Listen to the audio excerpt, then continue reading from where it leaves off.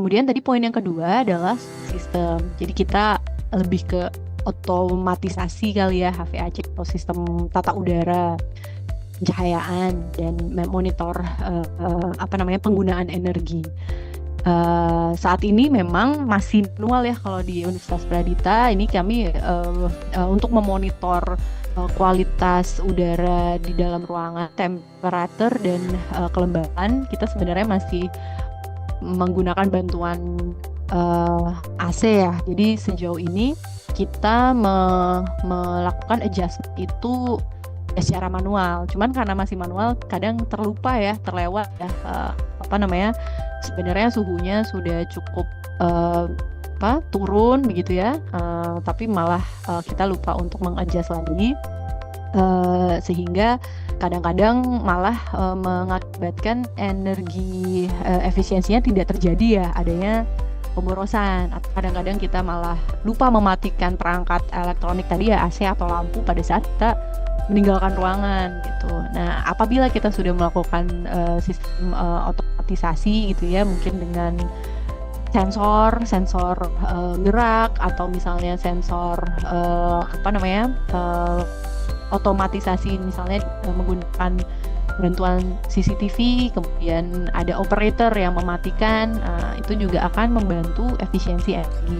Nah, kita memang masih perlahan-lahan ke arah sana ya, dan kita juga terus monitor sebenarnya energi yang dibayarkan oleh gedung ini sudah mulai menurun atau belum. Jadi sejauh ini masih kita lakukan sosialisasi ya untuk penghematan energi, dan memasang reminder lah ya, atau stiker-stiker reminder untuk setiap tempat ini ya, saklar atau tempat AC seperti itu, dan mengingatkan selalu mahasiswa, dosen, dan sivitas lainnya untuk selalu melakukan penghematan. Kemudian ada juga tadi ya smart lighting ya, ini yang misalnya menggunakan sensor gerakan gitu ya mungkin, atau misalnya juga bisa sensor kecukupan curahan cahaya gitu ya di suatu ruangan. Nah ini yang memungkinkan ya kita bisa menuju ke sana. Memang investasinya kita perlu hitung bersama-sama. Hanya saja bila mana kita bisa dibantu gitu ya dengan teknologi untuk melakukan pengukuran, nah ini pasti akan memudahkan dan melakukan penghematan, dan juga melakukan monitor energi di setiap sistem yang udah gitu.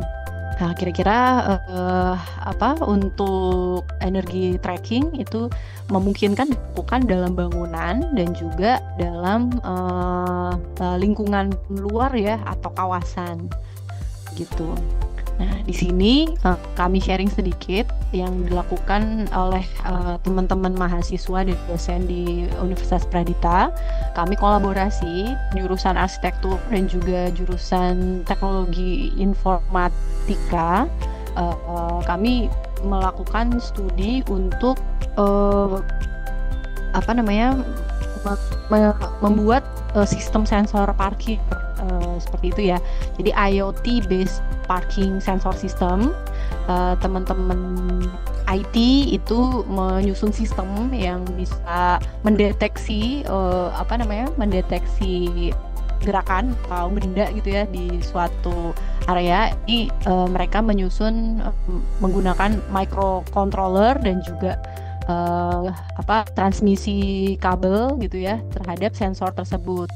Jadi teman-teman arsitektur mencoba menyusun seperti apa sih posisi dari sensor parkir yang tepat, dan menstudi ya jarak yang pas gitu ya untuk sensor itu bisa bekerja. Dan sensor yang dipakai ini juga ultrasonik gitu ya, menggunakan gelombang ultrasonik yang dipantulkan ketika dia kepantul kena mobil gitu ya, dia akan mendeteksi adanya benda di situ. Nah, dari sini teman-teman informatika mencoba menyusun kabel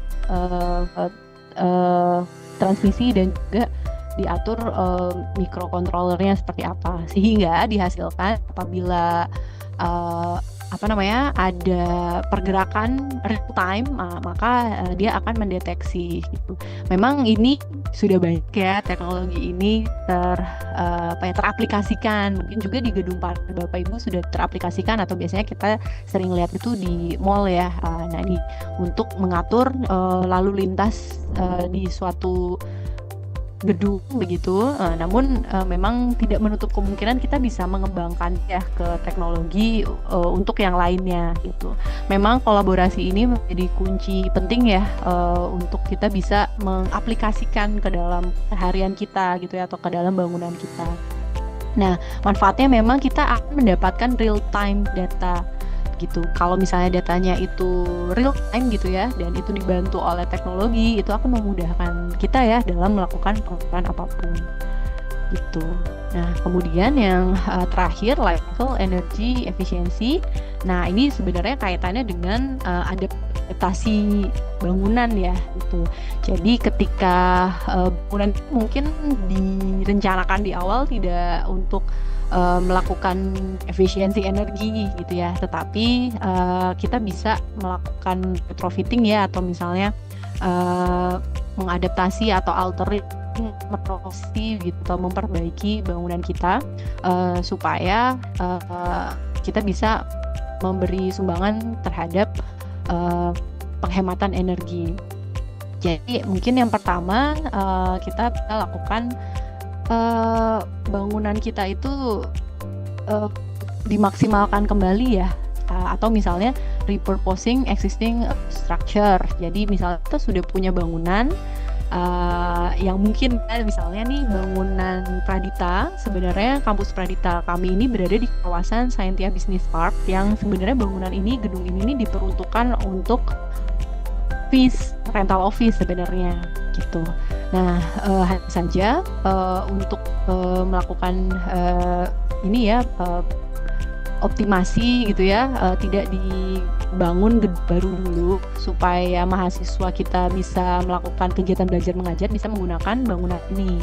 Nah, namun pastinya ada adjustment. Kalau office mungkin yang penting adalah ruangan-ruangan kosong saja begitu ya. Nah, sementara kalau kampus kita butuh auditorium, kita butuh kantin, butuh exhibition, student lounge dan sebagainya. Nah, dari situ sebenarnya kita bisa menggunakan bangunan yang tadinya mungkin fungsinya kantor, kemudian karena butuh auditorium, kita lakukan penguatan di beberapa titik struktur begitu. Jadi ketika mahasiswa mau ada kuliah mimbar yang besar, ada kuliah atau misalnya ada acara seminar gitu, bisa menggunakan bangunan gedung ini dengan penguatan itu tadi ya gitu. Jadi tidak perlu membangun ulang dari awal, tapi kita bisa adjust dari yang sudah ada begitu. Kemudian kita juga bisa mengadjust dengan cara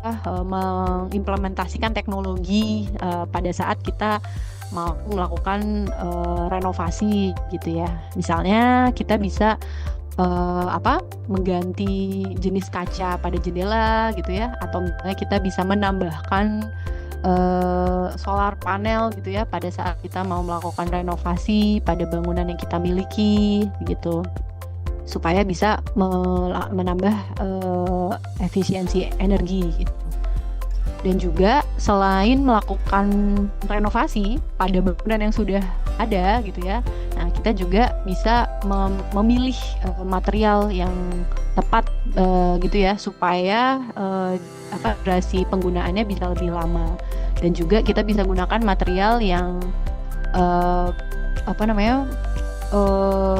lebih rendah maintenance-nya begitu ya mungkin.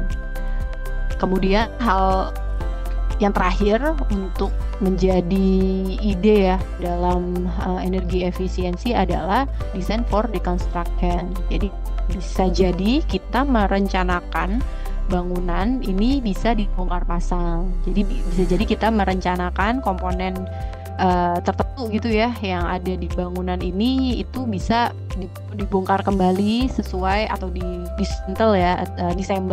dismantle supaya dia bisa diatur ulang untuk fungsi yang lebih baru gitu. Jadi mungkin kita bisa meningkatkan fleksibilitas dalam fungsi dari bangunan tersebut gitu. Nah, ini hanya ilustrasi ya Bapak Ibu, ada bangunan lama yang digunakan sebagai pabrik, kemudian masih bisa digunakan kembali untuk fungsi lainnya.